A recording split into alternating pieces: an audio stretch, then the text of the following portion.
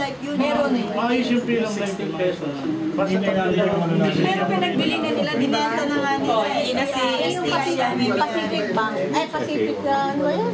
ang gawin nyo na naman invest kayo sa Manulife at sa Sun Life. Yun kasi Insurance yan, di ba? Kasi insurance yun eh. Kasi 5 years, 1 year yun eh. tinaasan na ano eh. Tinaasan na kayo ng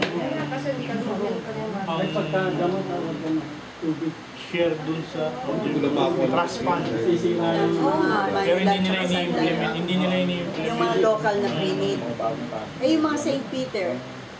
Yung matibay, yun lang naman yun. Siguro yun yung talaga. Ba yung taba nito, ano, malulusaw? Yung Hindi, masarap nigas na. Hello, no?